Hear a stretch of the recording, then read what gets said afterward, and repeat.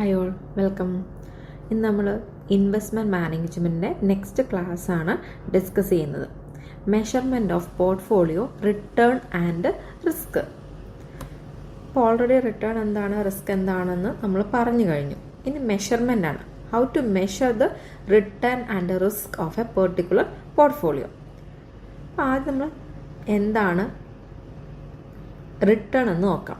Determining the expected return and risk of different portfolio is a primary step in portfolio management.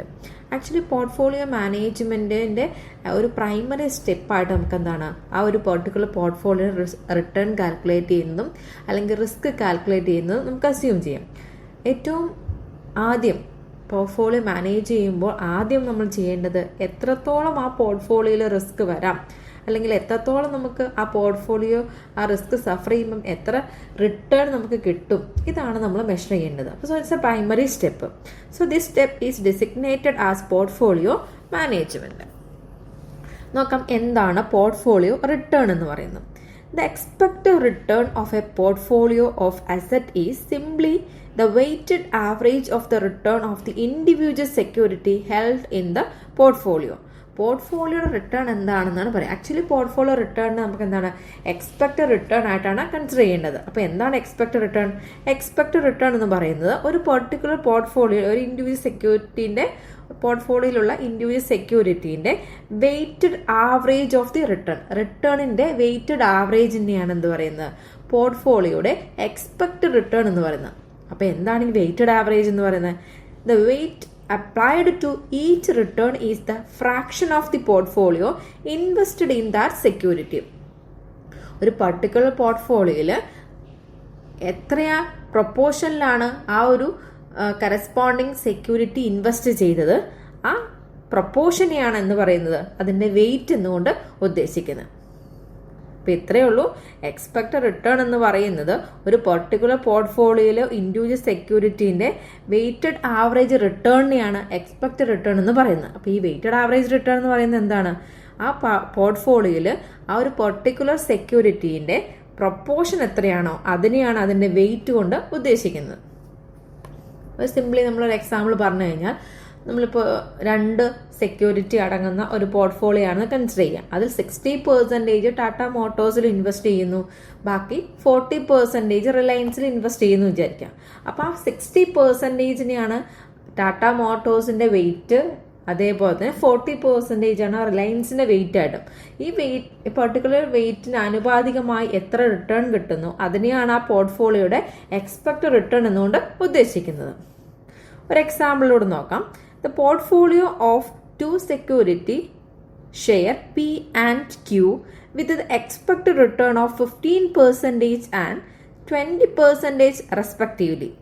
If 40% of the total fund is invested in share P and the remaining 60% in share Q, the expected return of portfolio is എങ്ങനെ expect return calculate ചെയ്യുന്നതാണ്. ഇവിടെ നമ്മൾ ക്വസ്റ്റ്യനിൽ പറയുന്നുണ്ട് 2 equity share ആണ് പിയും ക്യൂവും.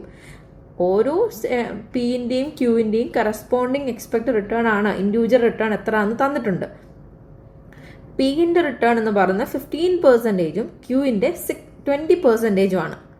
അതേപോലെ തന്നെ ആ ഒരു പെർട്ടിക്കുലർ പോർട്ട്ഫോളിയോയിൽ പി എന്ന ഷെയർ ആകെയുള്ള 100% ഉണ്ടാവുമല്ലോ. ആ 100%ൽ 40% പി എന്ന ഷെയറും ബാക്കി 60% എന്ന് പറയുന്ന ക്യൂ എന്ന ഷെയറുമാണ്. അങ്ങനെയാണെങ്കിൽ അതിൻ്റെ എക്സ്പെക്ട് റിട്ടേൺ എന്ന് പറയുന്നത് എന്ത്? സിംപ്ലി നമുക്ക് എന്ത് ചെയ്താൽ മതി? ആ particular proportion into weight expect return plus second സെക്യൂരിറ്റിൻ്റെ പ്രൊപ്പോർഷൻ ഇൻറ്റു അതിൻ്റെ റിട്ടേൺ, അതിൻ്റെ സമ്മായിരിക്കും ആ എൻറ്റയർ പോർട്ട്ഫോളിയോയുടെ എക്സ്പെക്റ്റഡ് റിട്ടേൺ എന്ന് പറയുന്നത്. അപ്പോൾ ഇൻഡിവിജ്വൽ സെക്യൂരിറ്റീൻ്റെ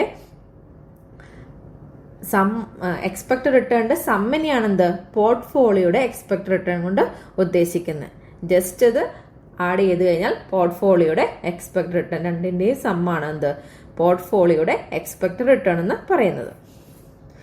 ഈ ഒരു നമ്മളിപ്പം ചെയ്ത ആ ഒരു പ്രോബ്ലം നമ്മളൊരു ഇക്വേഷനിലോട്ട് മാറ്റിക്കഴിഞ്ഞാൽ എന്ത് കിട്ടും? P is equal to sigma I is equal to 1 raised to n xi R bar I എന്ന് പറയും. ഇവിടെ where R bar P is equal to expected return of the portfolio expected return is equal to സിഗ്മയാണ്. എന്തിന്റെ സിഗ്മയാണ്? X I. അപ്പൊ X I എന്താണ്? X I is equal to the proportion of fund invest in security I.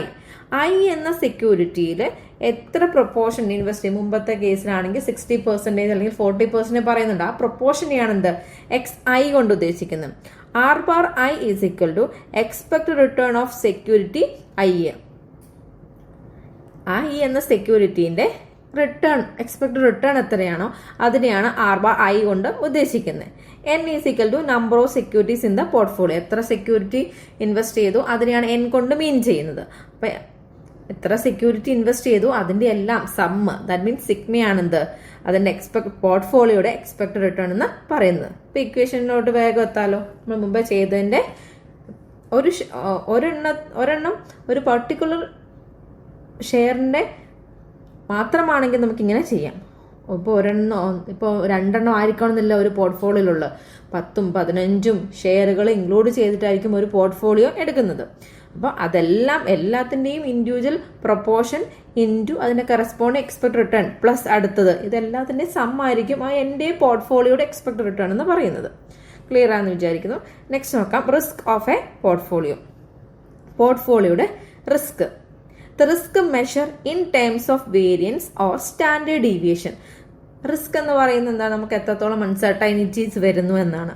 അത് നമ്മൾ normally measure ചെയ്യുന്നത് variance അല്ലെങ്കിൽ standard deviation use ചെയ്തിട്ടാണ്. Is the portfolio variance or standard deviation a weighted average of the individual asset variance or standard deviation? അതൊരു question ആണ് അല്ലേ. നമ്മൾ മുമ്പ് എക്സ്പെക്ടഡ് റിട്ടേൺ അല്ലെങ്കിൽ പോർട്ട്ഫോളിയോയുടെ റിട്ടേൺ കണ്ടുപിടിച്ചപ്പോൾ എന്താണ്? ഇൻഡിവിജ്വൽ സെക്യൂരിറ്റിന്റെ റിട്ടേണിന്റെ സമ്മ്, എത്ര ഇൻഡിവിജ്വൽ സെക്യൂരിറ്റി ഉണ്ടോ അതിന്റെ എല്ലാം സമ്മാണ് ആ ഒരു പോർട്ട്ഫോളിയോയുടെ എക്സ്പെക്ടഡ് റിട്ടേൺ എന്ന് പറയുന്നു. അതേപോലെ തന്നെ പോർട്ട്ഫോളിയോയുടെ റിസ്ക് എന്ന് പറയുന്നത് ഇൻഡിവിജ്വൽ സെക്യൂരിറ്റി റിസ്കിന്റെ സമ്മാണോ എന്നാണ് ഈ question. Is the portfolio variance or standard deviation is a weight of the individual asset variance or standard deviation. Individual അസറ്റിന്റെ സ്റ്റാൻഡേർഡ് ഡീവിയേഷനും അല്ലെങ്കിൽ വേരിയൻസിനും ആനുപാതികമാണ്, അതിന്റെ സമ്മിന് ആനുപാതികമാണോ പോർട്ട്ഫോളിയോയുടെ സ്റ്റാൻഡേർഡ് ഡീവിയേഷനോ അല്ലെങ്കിൽ വേരിയൻസ് എന്നാണ്. Actually it is not. അങ്ങനെയല്ല ഒരിക്കലും. കാരണം എന്നാൽ the portfolio variance or standard deviation depend on the co-movement of return on two assets. അതായത് നമ്മളൊരു പർട്ടിക്കുലർ പോർട്ട്ഫോളിയോയിലോട്ട് ഒരു ഷെയർ എന്ന് അസ്യൂം ചെയ്ത് കണക്കാക്കി എടുക്കുമ്പോൾ ആ ഷെയറുകൾ തമ്മിലൊരു റിലേഷൻഷിപ്പ് ഉണ്ട്. ആ റിലേഷൻഷിപ്പ് കൂടെ കൺസിഡർ ചെയ്തിട്ട് മാത്രമേ ആ പോർട്ട്ഫോളിയോയ്ക്ക് എത്ര റിസ്ക് ഉണ്ട് എന്ന് നമുക്ക് കാണാൻ പറ്റുള്ളൂ.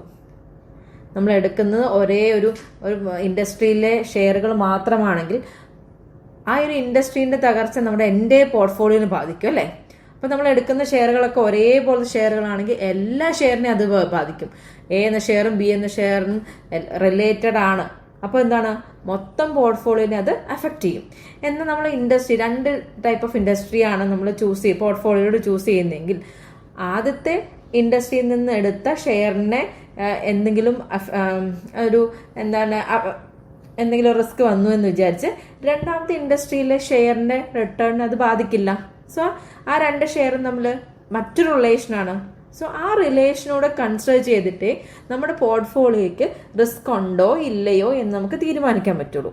അതുകൊണ്ടാണ് ഒരു ഇൻഡിവിജ്വൽ സെക്യൂരിറ്റിന്റെ അല്ലെങ്കിൽ ഒരു പോർട്ട്ഫോളിയോയിലുള്ള ഇൻഡിവിജ്വൽ സെക്യൂരിറ്റിന്റെ റിസ്കിന്റെ ടോട്ടൽ അല്ല ഒരിക്കലും പോർട്ട്ഫോളിയോയുടെ റിസ്ക് എന്ന് പറയുന്നത്. ഇത്രയും ക്ലിയർ ആണെന്ന് വിചാരിക്കാം. അതിനെ ഡീറ്റെയിൽഡ് ആയിട്ട് നമുക്ക് നെക്സ്റ്റ് വീഡിയോയിൽ നോക്കാം. Thank you.